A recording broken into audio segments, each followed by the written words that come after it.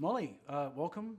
Thanks for talking to Empire. Well, thanks for having me. And Tomorrow When the War Began is probably a bit different for you.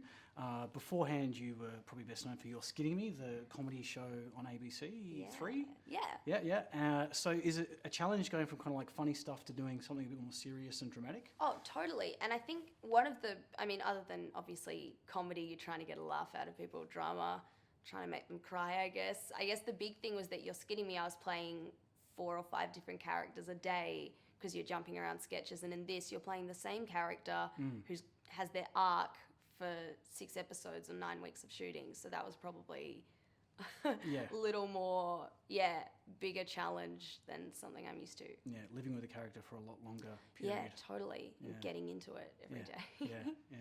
And were you very familiar with the book series before you took the role on? Had you read them all, or was it something that was on your radar once you got cast? I had read them all, but not in a long time. I'd say probably not in like 9 or 10 years. So it was very, I've got to go rediscover that. So once I got the part, I was rereading all the books and didn't watch the film till after I had finished shooting the TV show. Right. So I wasn't influenced by anything in the film. But yeah. Sure. So from reading the books, did you have a pretty fair idea about how you would portray the character of Ellie in the show? Were you kind of like all over it? Yeah, I think I'm super lucky because the books are written from Ellie's point of view. Yeah. So I kind of have the, her insight to everything, which is amazing. So yeah, I was very like, I get her character. She was the one I was related to most when I read the books, right. Even, when I was 11 or whatever, Yep. was, because she's like strong, but she's like a bit hot-headed, but she loves her friends. I was like, yeah, I can get behind that. So yeah, that was it was just about making sure I was getting the big stuff from her and putting it in the TV show. Right. And because I guess the show's, spread over 6 episodes, was there a real effort to kind of like, I guess, be faithful to the book, but introduce new elements to kind of like, I guess keep it fresh or put in surprises for audiences as well? Absolutely. And I think because there's already been a film done, you don't want to be filming the same sequences. You don't want to be emphasizing the big parts of the movie again on the TV show. So I think it really was about, what can we do to keep an audience who's really familiar with this story interested, but also keeping, I like, my biggest thing is the characters are so loyal to how they are in the books. That's like a really important thing that has crossed over really well for me, is that you don't read the books and go, this doesn't match up to the TV show. Yeah. But yeah, I think they've been really faithful whilst being experimental as well, I guess. Yeah, sure. And did you get fit? Because you do a hell of a lot of running around in the show. There's so much running. People are always like, I've never seen you run that much. Yeah, I know. I got fit. I got a little bit sore, injured. But yeah, How did you injure yourself? Just from running.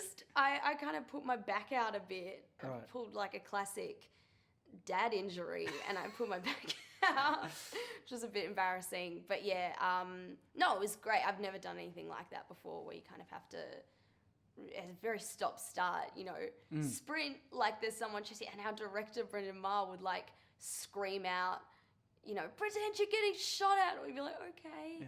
You're not running fast enough. Yeah, run exactly. faster. That's a different way of exercising. It's a different kind of personal trainer. Yeah, getting yelled at on camera. Yeah, exactly. For an audience. Yeah. Yeah. Did you do stunt training? Did you actually have to do, because there's some pretty hardcore stunts in the show. There's a lot of stuff blowing up and whatever, and you jump off a few bridges. There's all kinds of stuff. Like, so how much of that was you? What training did you do? That kind of thing. There's a lot of stuff there's a version where my stunt double has done it and a version where I've done it, and they cut between it. The stunt double was, her name was Philly, she was awesome, was usually doing a more extreme version. Right. Like if we jump off the cliff, she's the one hitting the water. Right. But I'll do like the initial jump, but then it stops the harness and pull me back up. But it was, which is cool. So it's like bungee a little bit, like you kind of just spring back up after bungee jumping, but I reckon safer because you've got this amazing stunt team. Yeah.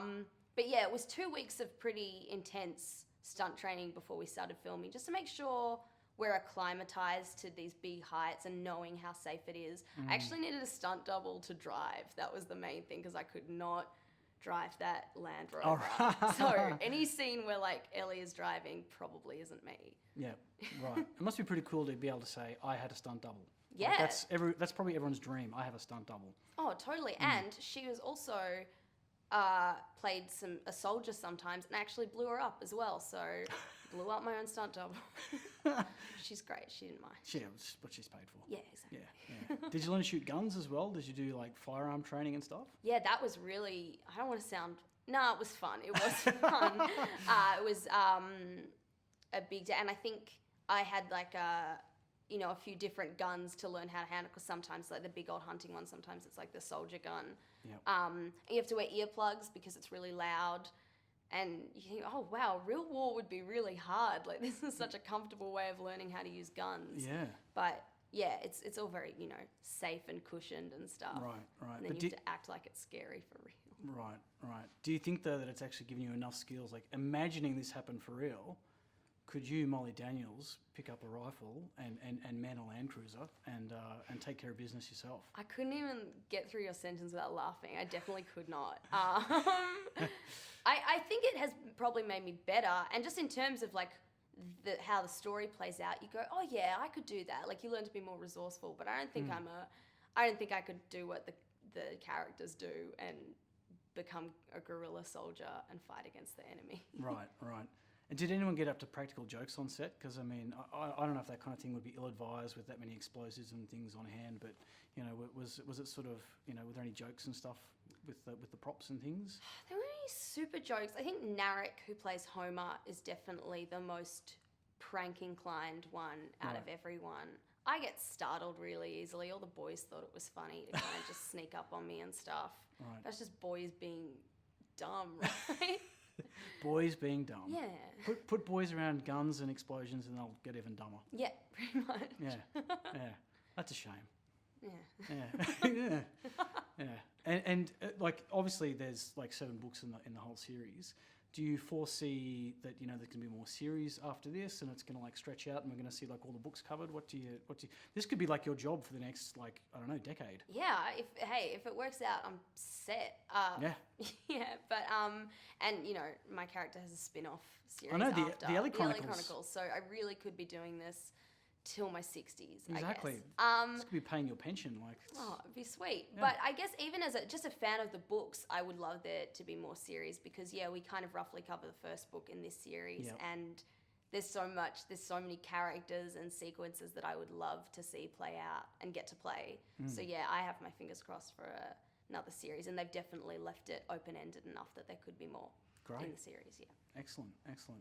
And how was it shooting in Clunes and sort of like more in the rural areas of Victoria? Because there's some beautiful scenery in it. Like, it looks like a really great place to shoot a TV series. Totally, it was super beautiful. I like parts of I've lived in Victoria my whole life, and parts of the countryside I'd never seen, which was awesome. Very cold. We shot in the Yuyangs for a bit. We shot the final scene of the whole series in the Yuyangs, and they would call cut, and we would go and huddle around water bottles and like hug each other for warmth, and then go back to acting like we're cool soldiers who are taking on the enemy. We're little babies, really. But yeah, beautiful in a cold way. Yep.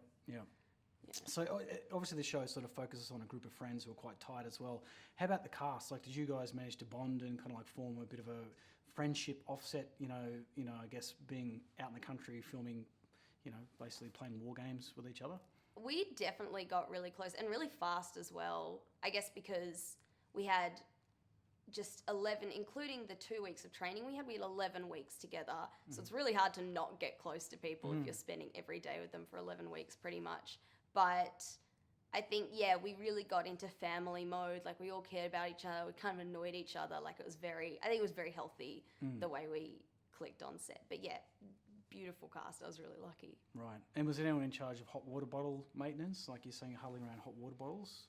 Was it anyone's job to boil the water and make sure everyone was looked after? Costume department would always appear with hot water bottles. It's like they really got in sync with my being cold, because I'd get cold and they'd be like, here. And I'd be like, you guys are amazing. Every department though, makeup and costume and props and stunts, like everyone was amazing. It was the nicest set to be on. It was lovely. That's great. Next thing you know, people will take your drinks and put them on tables for you and look after you in that way. That is the dream. It's the dream. Great. Thank you, Molly, for chatting today. And great. Congrats on the series. Thank you.